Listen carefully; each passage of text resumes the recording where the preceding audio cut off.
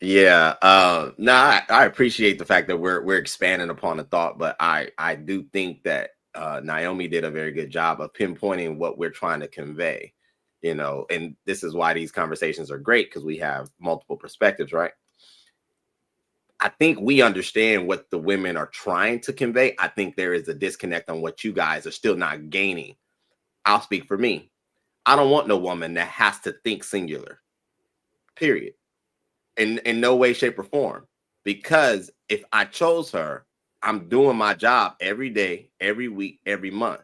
Anything she's going to execute past the point of the demise of my leadership or the conditions of my leadership are still going to be operating from the instructions that she's gained from me.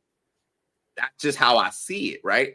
And there still seems to be this, well, but like Naya, you knew, brother, you said a couple of things that I find questionable, because you said on one hand, if she has a male friend that I can send her away to, hey, run it.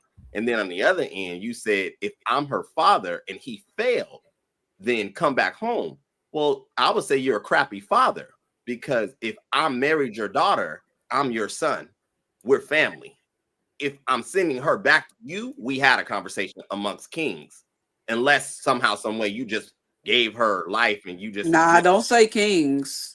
No, I'm saying, I'm speaking from my position, because I would assume if I'm doing my thing correctly, I chose her because she came from a good household. This is, again, this in the best case scenario, right? But basically, there still seems to be some static. I'm again speaking for me. I don't want no woman that has a singular mindset like that. There shouldn't be so much fear, in my opinion, that you think, especially at the point to where we've cultivated a relationship, that you don't know what I'm capable of. There are going to be things that are going to come. Life going to happen. Life going to hit. But you're never going to have to, in my opinion, be without instruction or protection. That's my job on a daily. If kids exist, that's again my job on a daily. So this idea that, well, but just in case, like, again, I'm not a woman. It's interesting, and I'm coming from a perspective where I watch my mother and my father. I talked about them last week. They've been married 40 something odd years. My mother never once. My dad messed up a couple of things, went bankrupt twice, made some choices. We didn't know the difference, because there was nothing in their union that she ever decided that I'm gonna stand against my husband and remove because I'm smarter than him or I got a better plan. That doesn't make sense to me. And I think that's where I'm saying it, maybe Mon's saying it, maybe even Hink, because there seems to be, again, a disconnect. And that's why I'm saying I'm speaking to the mindset that seems to exist amongst the women. Um, there is no individualism when the regime has changed. I think that was Naya's word. You're being inherited. You're being absorbed. You're being acquired, and we're now building something that requires both of us to be depositing our skill sets, talents, and so on and so forth. So again, I don't know what scenario may happen where, like, they kick you down the front door, like Country Cookie said, or we're about to be homeless, but these extremes are, maybe this is not a good depiction of how to convey what happens on a more regular basis. The point is, I'm speaking on the audience so they can understand the difference between a choice to leave a situation with a bad leader and a need. at And, what and, point, and a need for a leader to say, nah, we messed up because you are a unit. I need you to go do this. That's all that I was making it very blatant. okay, Do so I think that way on a personal level? No. I okay, wouldn't so even date anybody that put me in that situation. That's what I'm saying. Like, I think y'all are missing the point where I'm talking to y'all, but I'm also talking to y'all audience, which y'all also say that I need to do more often because I say I'm a character. And then it's like, Cookie, you need to be there, are people listening. So when I say people are, now that I'm trying to be like, people are listening, I need to make a clear line between a bitch leaving her husband because she thinks he ain't making good decisions and a husband making an executive decision to send her away. That's all that I was doing. All okay, right, so go ahead, table respond. Go ahead. at what point, Cookie, I want to ask her something. At what point, if me and you were together, at what point do I become a bad leader to you? What has to happen for you to now arrive at that thought? Now that I'm a bad leader because I chose you, you chose me, we're together. So what occurred to populate in your mind? He's no longer a good leader. What has to happen? What has to happen for me? Kids are going to school. CPS might be called because they dirty. The kids are hungry when they get home. The lights are off. The water is off. Basic life things. It doesn't have to be minimal.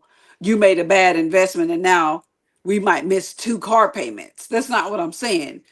For women that are listening and men that are listening, it has to be detrimental life and death. Like you can go without certain things and luxuries.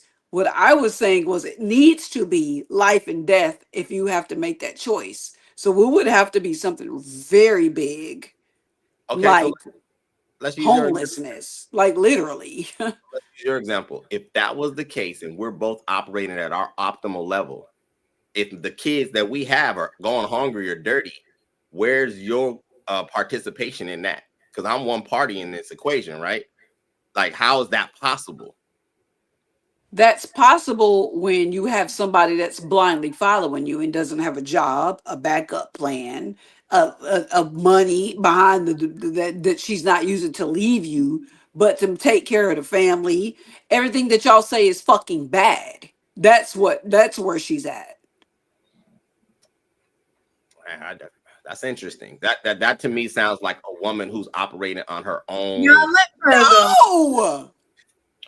I mean, what? You know what? Use JR. Oh Lord. Okay.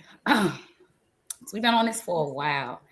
And I think once we like start talking with the extremes is why it kind of is going like left or what Bo do. Like we're trying to go in the same direction, but we're doing this. So this just the gist. This not saying like this the totality. I'm just doing this just to show you like we're literally all on this panel. I think we're saying different things, but we're saying the same thing and just being construed differently. Maybe it's being perceived a different type of way. So I'm gonna just take the Rams and I'm gonna go from there.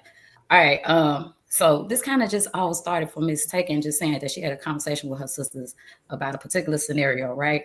And they were trying to present the scenario as like questioning your husband or like not speaking up to like a particular detriment versus like silent submission. And then it went from like Mont speaking about leadership and like almost from an egotistical type of standpoint. And if he wasn't, that's what I'm saying. Like sometimes it might have been perceived or construed that way. So then it was like pushback, like, oh, am I following you off the cliff? Am I following you to homelessness? Y'all see these extremes, right? And then Bo chimed in was like, just kind of want to be a helpmate with some input that's not really considered, but more like authentically included. I was kind of riding with that too. And I think Cozy was saying that too. But I think the extreme of that, we still are thinking like homelessness. So there's like an emotional response, like, well, I ain't gonna sleep in the street with you. I love you, but me and the kids got to be put up. And so when I say and I think things like that, it went from that to True was like, I ain't getting this because now y'all saying y'all taking the kids and it's like you questioning my leadership. Did we have a conversation? Is there like a communication? So I think that's why he was saying like, I'm your man, follow my plan. Like if you questioning my condition, you could transition. And it's like we jumped off of that and was like, oh, well, if he's saying he don't want to be with me, I don't have to be with him. It's like, we're missing it, right? Naomi kind of said the same thing, like you're supposed to stand by your man, like you're supposed to submit. You're not really supposed to question, like that's what you signed up for. That's what Hink is saying. Like we all know how this go. Like you signed up to be with your husband. This is what you're supposed to do. You're supposed to stand by your partner. That's the better for worse. That's why you guys are saying like when the conditions are great, you don't want to escape, but when it's not, you don't want to participate. Like I get that part, right? And I get what Naya is saying too. Like I'm the leader, followers expected, captain of the ship, expected to follow. Like we're all kind of saying the same things. In essence, I think the emotional response is coming because we factored in children. Like the men are always thinking about the children, just like they're thinking about us. So I don't think it will ever be oppositional if any one of us came to our men or our husbands and said, oh, I'm going to my mom's or my husband's house. What True is saying is, was that decision made between us? Or did you make that decision in terms of questioning my leadership? Because now you're pissing me off, right? If you my helpmate, then you help me and we're going to make this decision together. But now I'm thinking like what we're thinking and we're misconstruing as if you're not seeing me as a helpmate because you're not asking my input and you're questioning my input. See, it's emotional responses on both ends instead of us just making this understanding that men always operate with us in mind. They do. And it would be a hit for any of us if we messed up our money or our finances, especially if we're that leader. Like they're going to take that highest hit and we're supporting them. So we take greater hits too, right? And I just think that was the point where it got missed. Like men are always making a plan. Conversations have to be had. Communication is key. I just think we got super lost in the South, and the South should have been if the eldest daughter was marriage material, because this is where it started. So I just want to kind of come back to that. And I just truly believe that there's a difference between being marriage material and actually doing the toll of the work to get to the altar. Because a man and a woman could both be marriage material and have everything that you want them to have, and you all still not make it there because of what the guy was saying inside of the video, which was you got to get her to be cool with taking days off, asking for help, and like not feeling her deal with work. There has to be a level of self-awareness for her, because if it's not your work in trying to get her to see and understand and kind of acquiesce herself to that role, it's going to be difficult. It's going to be tiring. It's going to be frustrating. And then it's not going to be fun anymore. And you're going to end up leaving. She may have been everything that you wanted, but she was giving you nothing of things that you needed. And that's kind of going back to what Treu was saying, that singular mindset. You can't have a singular mindset thinking and moving independently while you're in a relationship and want cohabitating or like results that are conducive to us being together and being in a union. That's not how that works. So I think that's where you fall short with that independent thinking, because you want the results that come with you having to submit and you don't really want to do it. So again, it's conversation with longevity versus like short-term circumstances. And I also think that's where we get wrapped up. So I think that's something we all understand. So my plane, I'll land. Thank you.